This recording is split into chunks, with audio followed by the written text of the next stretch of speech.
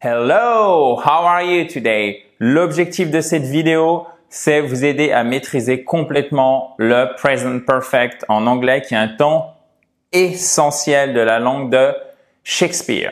Donc, rentrons tout de suite dans le vif du sujet, chers amis, si vous le voulez bien. Vous le savez, l'anglais n'est pas du français en anglais. On ne peut pas traduire mot à mot, on ne peut pas transposer stricto sensu les mêmes structures, celles qu'on a en français dans la langue de Shakespeare. Ça ne fonctionne pas, d'accord?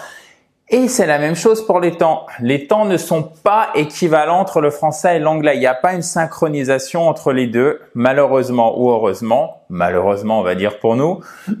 Qu'est-ce que je veux dire par là? Tout simplement que si vous avez le passé composé en français, ça ne veut pas dire que vous allez avoir le present perfect en anglais. Si vous avez le présent en français, ça ne veut pas dire que vous allez avoir le présent simple ou le présent même continu en anglais. Ça ne fonctionne pas comme ça. Regardez ces deux exemples. Et vous allez voir, rien de compliqué. J'ai perdu mes clés. I have lost my keys. I have lost my keys. Et je ne les ai toujours pas retrouvés. Évidemment, c'est embêtant. Mais qu'est-ce que j'utilise ici? J'utilise un present perfect. Pourquoi? Parce que je les ai perdus dans le passé et il y a une conséquence directe, frappante dans le présent. C'est le fait que je les ai toujours pas retrouvés, ok? Ou j'habite à Paris depuis 2008. En français, on va mettre un présent parce que vous voyez, la phrase précédente, finalement, on peut se dire c'est synchro. Mais en français, j'habite à Paris depuis 2008, c'est un présent. En anglais, et là, pour le coup, moi perso, je trouve l'anglais beaucoup plus logique, on met un present perfect. I have lived in Paris since 2009 ou 2008 or 2008. 2008, vous pouvez le dire de trois façons. 20, donc 20, 08, d'accord? Ou vous pouvez dire 2, qui sera une forme plus classique, 2000. Vous pouvez mettre le and, surtout si vous êtes en anglais britannique, and 8, ok? So, 2008, 2008, 2008, or 2008. Et pourquoi? Regardez, c'est logique. Aujourd'hui, on est là, donc mettons qu'on est en 2021 ou 2022, etc. Et vous êtes à Paris depuis 2008. Donc, c'est une action qui continue dans le présent et qui va jusqu'à aujourd'hui. Et ça, c'est la quintessence du present perfect. Donc, il faut pas se dire, OK, j'ai quel temps en français et donc je vais mettre quel temps en anglais, le même. Non, ça, vous avez compris, ça ne marche pas. Faut vous dire, OK, comment se déroule l'action dans le temps? OK, ça, c'est la clé, chers amis. C'est vraiment, vraiment la clé. OK? Donc là, je vous fais ce récap sur le present perfect. Si vous êtes un des membres des programmes de I Speak Spoken et notamment parler anglais dans les 60 jours qui viennent, vous avez un cours beaucoup plus complet pour chaque temps avec les exercices d'application et les fichiers audio. Donc évidemment, vous pouvez compléter avec ce type de vidéo YouTube, mais si besoin, allez directement dans votre programme si vous êtes membre, notamment de parler anglais dans les 60 jours qui viennent. Donc, le present perfect, on va l'utiliser pour une action qui continue dans le présent. C'est typiquement ce que je vous ai montré ici. Pour une action qui est terminée mais qui a une répercussion directe dans le présent. C'est typiquement ce que je vous ai montré ici. J'ai perdu mes clés et je les ai toujours pas retrouvées. Donc là, je suis en train, I'm searching for them. Je suis en train de les chercher. I'm searching for them. Présent continu. Là, je suis en train de le faire, ok? Et c'est une action dont le résultat est important, mais on n'a pas donné le moment précis, mais vraiment, on parle d'une action et ce qu'on veut signifier à travers l'action qu'on décrit, c'est le résultat qui est important. Je vais vous donner un exemple tout de suite, vous allez comprendre. I'm searching. Je vous mets la phrase tout de même parce que j'aime pas laisser des phrases non écrites, parce que je sais que vous n'êtes pas tous à l'aise avec ça. Si je les écris pas, I'm searching for my keys. OK? Donc, le present perfect, on l'utilise pour une action passée qui continue dans le présent. OK? Ou qu'il y a une répercussion directe dans le présent, ou une action dont le résultat est important, mais on n'a pas forcément délimité le tout dans le temps. OK?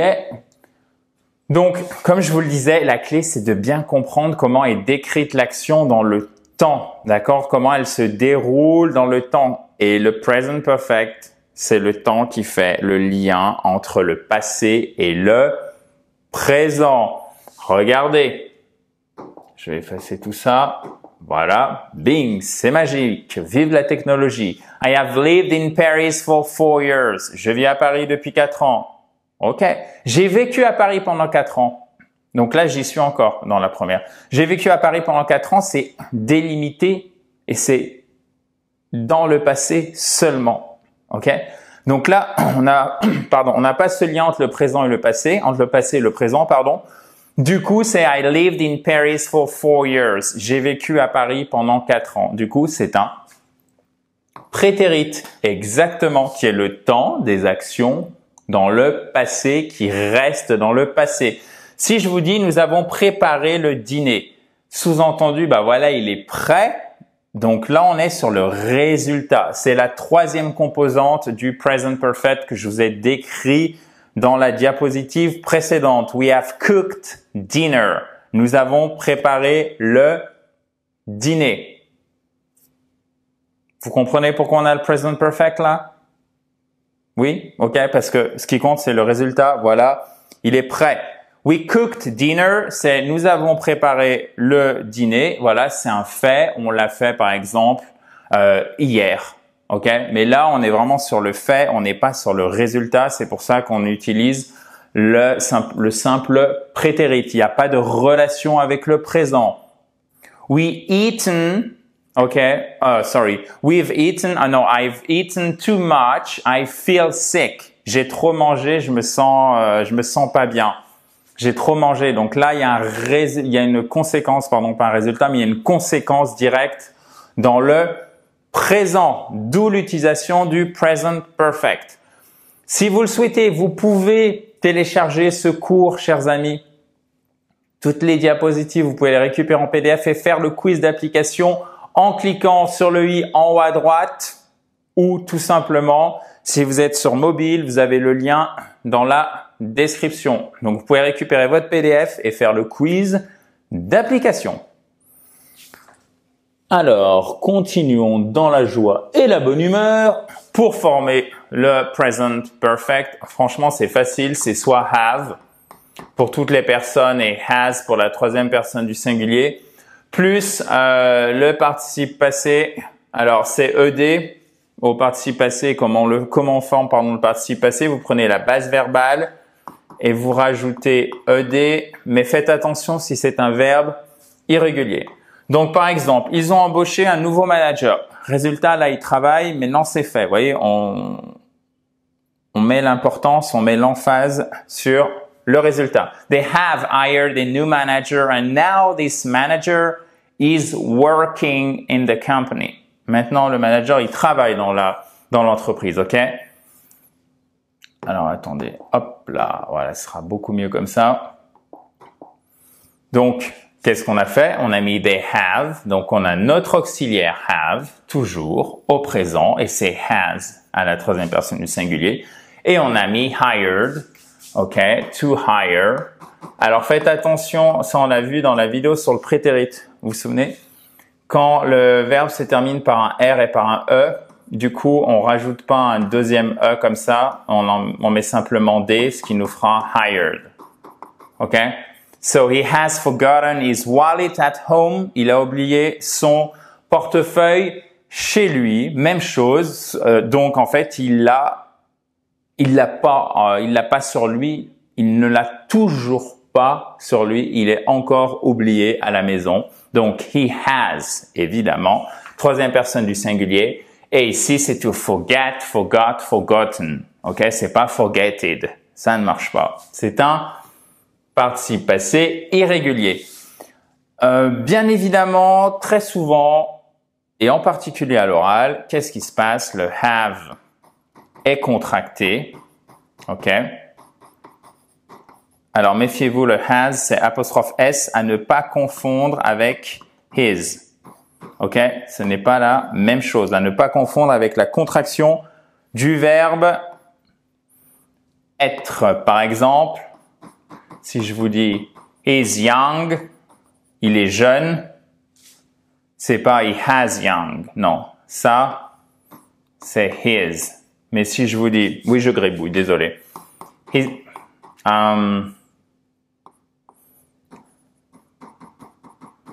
He's been there.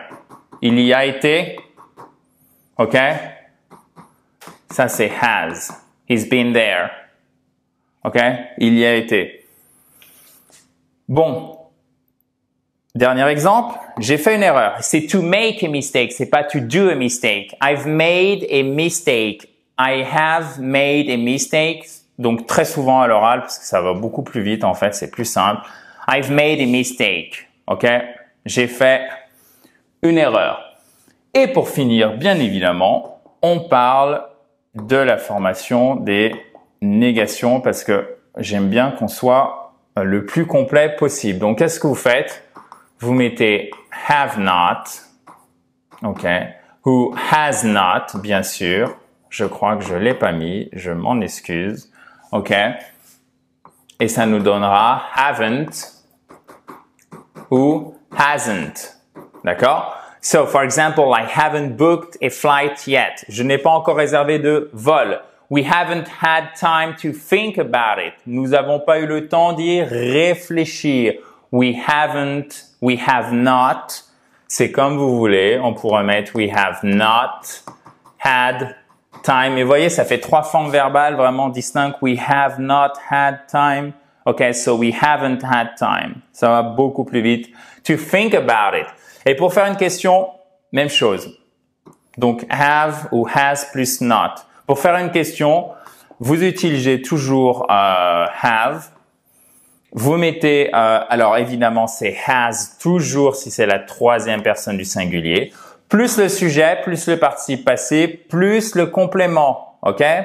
Est-ce qu'elle l'a rappelé? Vous vous souvenez quand on a est-ce que on l'enlève en français parce que comme on a le verbe être, ça va nous induire en erreur. L'a-t-elle rappelé? OK, donc elle l'a fait dans le passé. Et nous, ce qu'on veut savoir, c'est est-ce qu'il y a le résultat dans le présent? Has, donc on met notre auxiliaire, toujours. Vous avez l'équation magique ici, que vous pouvez noter dans votre fabuleux cahier d'apprentissage, plus le sujet. So, she, plus called, OK, her back. OK? Plus notre complément ici. Alors, attention. Là, il y a une petite complexité. C'est un phrasal verb ici. To call someone back. Someone, j'ai abrégé par SO. OK? To call someone back. So, has, donc on met notre auxiliaire, has, notre sujet, she, called, qui est notre participe passé. Attendez, je vais vous le noter comme il faut, comme ça sera vraiment... Si vous me voyez plus, c'est pas grave, on privilégie l'anglais bien évidemment. Has she called her back? OK? Donc là, il y a une petite gymnastique intellectuelle à prendre avec les phrasal verbs, the phrasal verbs. Si vous avez des questions d'ailleurs, que ce soit sur par exemple cet exemple ou quoi que ce soit, vous ne vous gênez surtout pas, mettez-les en dessous s'il vous plaît, OK? Est-ce que tu as acheté un nouveau scooter? As-tu acheté un nouveau scooter? Est-ce que tu l'as là maintenant? Vous voyez, c'est là, c'est pour ça qu'on utilise le present perfect. C'est le résultat qui compte. C'est pas le fait qu'il ait le scooter. Non, en fait, c'est est-ce que du coup là tu l'as maintenant? Ce que je veux savoir moi quand je pose la question, est-ce que tu as acheté un nouveau scooter? C'est est-ce que tu l'as? OK, je veux pas dire bon ben voilà, il a simplement un nouveau scooter. Non, là c'est vraiment l'intention, OK? Est-ce que tu as acheté un nouveau scooter? Tu l'as là? Have you bought a new scooter? OK, bought. Et pas bought, bought. C'est un allon ici. Have you bought? Donc qu'est-ce qu'on fait? On met notre auxiliaire. Vous avez compris maintenant.